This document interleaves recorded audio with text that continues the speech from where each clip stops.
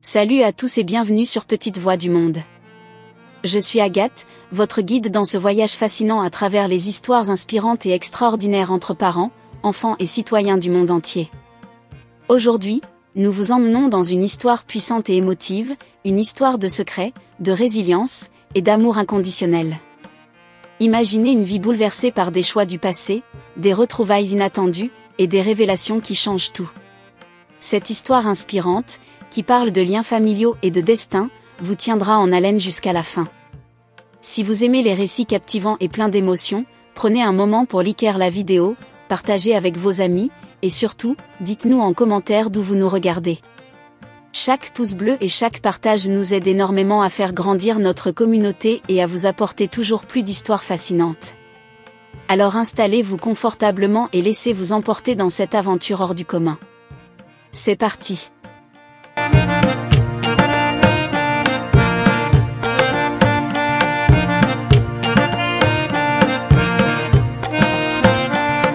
Il était une fois, une jeune étudiante du nom de Raki, issue d'une famille modeste, qui tomba enceinte pendant sa 3e année universitaire.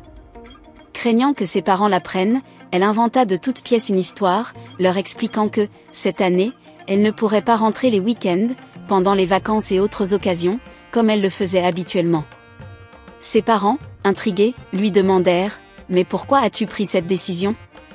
Raki répondit « Je suis en 3e année universitaire et je dois me concentrer pour obtenir ma licence professionnelle. » Ses parents, satisfaits, dirent « C'est excellent que tu aies pensé à cela, mais sois sage. » Après avoir dupé ses parents, Raki quitta sa chambre sur le campus pour emménager dans un appartement que l'homme d'affaires qui l'avait mise enceinte lui avait procuré. Elle n'avait pas informé cet homme, Fadel, de sa grossesse dès le début, craignant sa réaction. 2 mois plus tard, un après-midi, après une intimité partagée, Raki et Fadel regardaient un film dans le salon. Soudain, Raki se leva précipitamment pour aller vomir.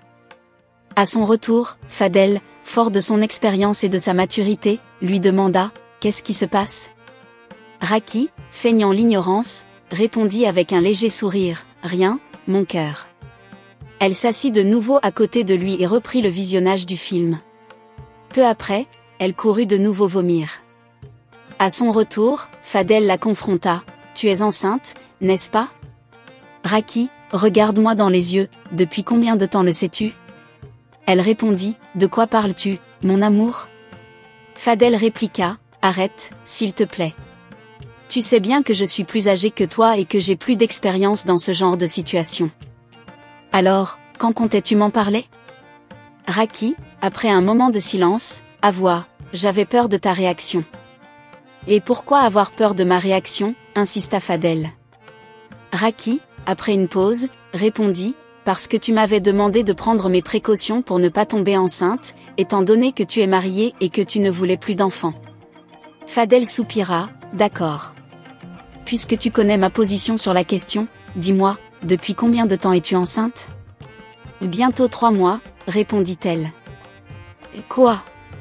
3 mois, s'exclama Fadel.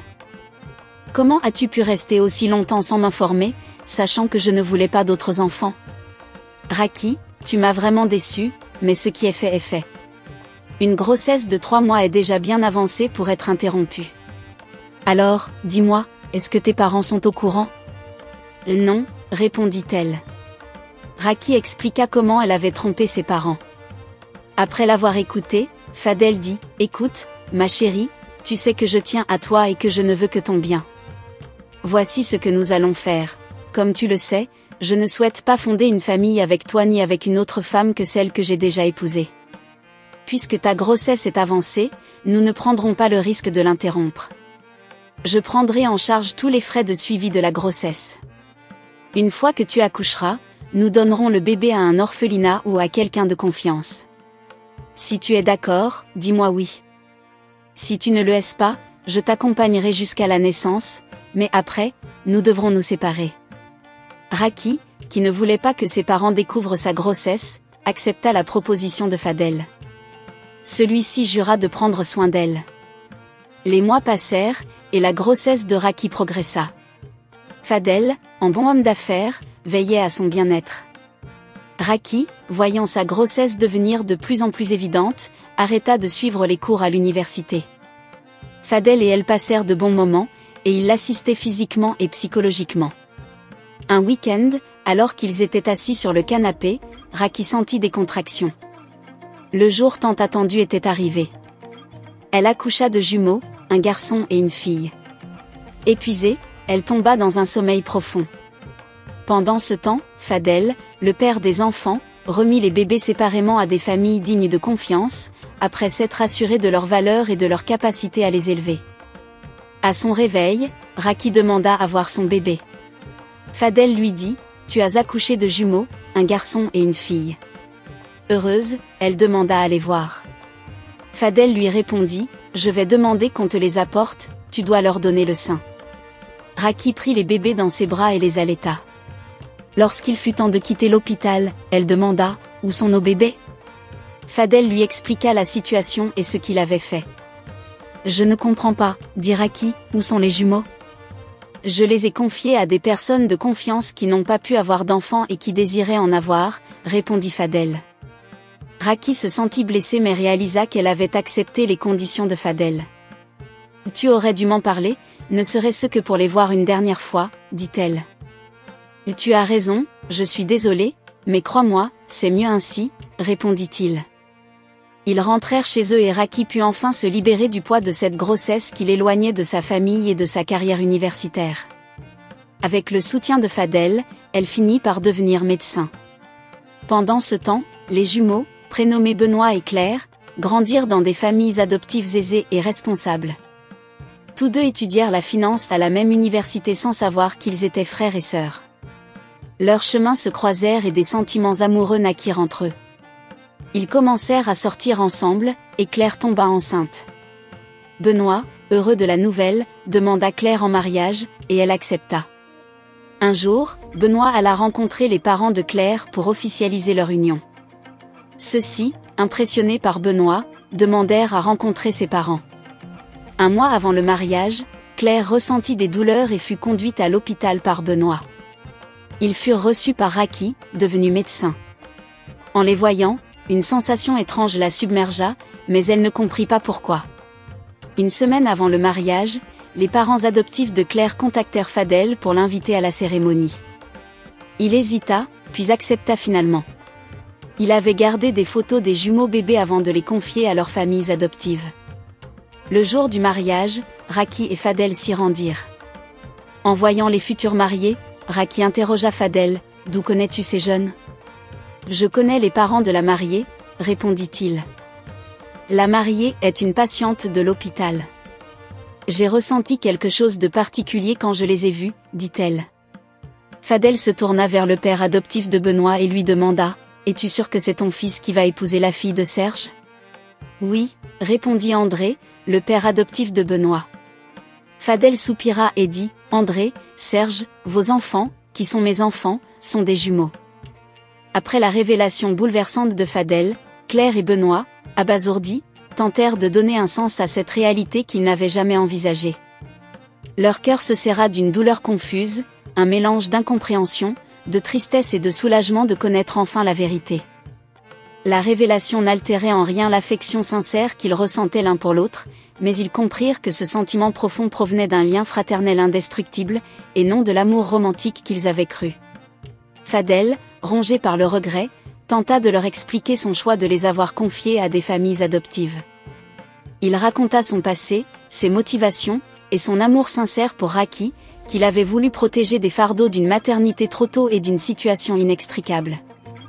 Claire et Benoît, malgré l'onde de choc, lui prêtèrent une oreille attentive, cherchant à comprendre plutôt qu'à condamner. Quant à Raki, lorsqu'elle apprit toute l'histoire, son cœur se brisa une nouvelle fois. Elle réalisa à quel point elle avait été privée de moments précieux, de la vie de ses enfants, et que les sacrifices qu'elle avait consentis lui coûtaient maintenant plus que jamais. Elle décida alors d'organiser une rencontre avec Claire et Benoît pour leur parler, espérant tisser des liens nouveaux, d'une certaine manière, combler les années perdues. Lors de cette rencontre, Raki leur raconta son propre parcours, sa peur, son désir de les protéger de la honte et des difficultés qu'elle pensait insurmontables. Elle leur exprima son amour sincère et silencieux, celui qu'elle portait malgré la distance, malgré le silence. Elle les regarda tous les deux avec émotion, fiers de ce qu'ils étaient devenus et émus par le chemin parcouru par chacun d'eux. Un profond silence suivit ces retrouvailles, puis Benoît et Claire prirent sa main dans la leur. Ce geste ne pouvait effacer le passé, mais il symbolisait un nouveau départ, un lien retrouvé et une promesse de famille, malgré tout. Ils réalisèrent alors qu'ils pouvaient transformer cette douloureuse révélation en un puissant moteur pour reconstruire, ensemble, quelque chose de beau, d'authentique et de durable. Avec le temps, Claire, Benoît et Raki créèrent une relation unique, faite de complicité et de soutien. Ils décidèrent de s'ouvrir sur leur histoire, d'en faire un témoignage de résilience et d'acceptation, pour inspirer d'autres jeunes qui, comme eux, avaient dû faire face à des épreuves inattendues. Leurs mots résonnèrent auprès de ceux qui écoutaient, rappelant à tous que, même dans les situations les plus compliquées, l'amour et la vérité peuvent triompher, et que chaque rencontre, chaque lien retrouvé est une chance de recommencer. Et tandis que les années s'écoulaient, ils bâtirent ensemble une famille atypique mais solide, qui savait transformer les épreuves en force et les sacrifices en amour. Avec le temps, la vie reprit son cours pour Claire, Benoît, Raki, et même Fadel. Chacun tenta d'apprivoiser la complexité de cette histoire, de s'en faire une force, et de tirer des leçons de ce qui leur avait été révélé. Claire et Benoît mirent de côté leurs sentiments amoureux, mais leur relation fraternelle prit une profondeur inattendue. Ils passèrent des heures à rattraper le temps perdu, à partager leurs souvenirs d'enfance, et à créer de nouveaux moments complices, enfin conscients du lien unique qui les unissait. Ils réalisèrent que, malgré les années de séparation, un amour fraternel puissant et indéniable les avait toujours unis d'une manière inexplicable. Quant à Raki, elle se rapprocha de ses enfants avec une tendresse infinie. Elle les chérissait, consciente que chaque instant partagé était un trésor à chérir. Elle continuait à exercer sa profession de médecin avec passion, et elle apportait maintenant un soin particulier à accompagner les jeunes mères en difficulté, partageant discrètement les leçons tirées de son propre passé. Un jour, Raki fut appelée à participer à une conférence sur la parentalité et les droits des femmes. Sur scène, avec une voix douce mais assurée, elle raconta une partie de son histoire, sans dévoiler tous les détails, mais en partageant l'essentiel, l'importance de l'amour, du pardon, et de la vérité. Elle parla de la force de se relever après des erreurs, de la puissance des liens de sang, et de la résilience des femmes face aux épreuves de la vie. Dans l'assemblée, Claire et Benoît étaient présents, les yeux pleins de larmes et le cœur gonflé de fierté pour leur mère. Ce jour-là, ils comprirent à quel point leur histoire personnelle touchait bien au-delà de leur propre famille, et que le parcours de Raki était une source d'inspiration pour tant d'autres. Après la conférence, ils la rejoignirent et l'enlacèrent, formant un cercle de force et de soutien, réunis par l'amour et la compréhension. Quant à Fadel, bien qu'il fût resté à l'écart, il n'en resta pas moins impliqué dans la vie de ses enfants et de Raki, toujours présent dans l'ombre, avec un respect renouvelé pour cette famille qu'il avait contribué à créer. Il assuma ses choix avec une humilité sincère et chercha à être une figure de soutien, conscient que, même dans ses erreurs, l'amour qu'il portait aux siens restait intact. Les années passèrent, et la vie de Claire et Benoît prit un nouvel élan. Devenus des professionnels respectés dans le domaine de la finance, ils décidèrent de créer ensemble une fondation destinée aux jeunes issus de familles en difficulté. La fondation, nommée Lumière Retrouvée, visait à accompagner les jeunes en quête de repères et à leur offrir un espace pour reconstruire leur vie, même face aux histoires les plus complexes. À travers cette fondation, Claire et Benoît transformèrent leur histoire personnelle en un message d'espoir. Ils travaillaient main dans la main, déterminés à illuminer le chemin de ceux qui, comme eux, avaient cherché des réponses, une famille, ou un sens à leur existence. Et ainsi, leur passé, empreint de secrets et de sacrifices, devint une histoire de résilience, d'unité et de lumière. Ensemble, ils prouvèrent que, même dans les méandres de la vie, les liens d'amour et de fraternité pouvaient tout transformer.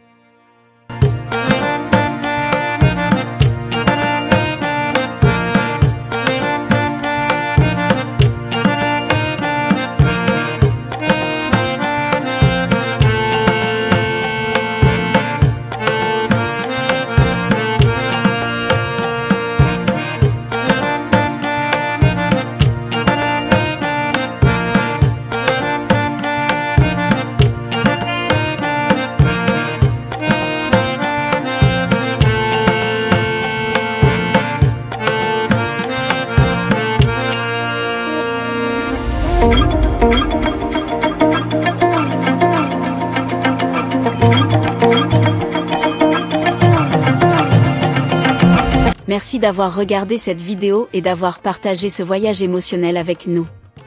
Cette aventure est une puissante leçon de vie qui nous rappelle combien nos choix et nos secrets peuvent influencer non seulement notre vie mais aussi celle de ceux que nous aimons. Ce récit nous montre aussi que, même quand tout semble perdu, il y a toujours des chemins vers la vérité, vers le pardon et la réconciliation. C'est un hommage à la résilience et au courage de faire face aux vérités, même les plus difficiles. Si cette histoire vous a touché, n'hésitez pas à mettre un pouce bleu, à partager, et à nous laisser un commentaire en nous disant ce que vous en avez pensé. Nous serions aussi ravis de savoir d'où vous regardez cette vidéo. Votre soutien nous aide à faire grandir cette chaîne et à vous proposer toujours plus de contenus inspirants. Et en guise de dernier conseil, la vérité peut être dure à dire, mais elle est bien plus légère à porter que le poids du mensonge. Face au choix de la vie, choisissez la sincérité, car elle est le plus beau cadeau que l'on puisse offrir à soi-même et aux autres. Merci d'avoir regardé et à très bientôt pour une nouvelle histoire inspirante sur Petite Voix du Monde.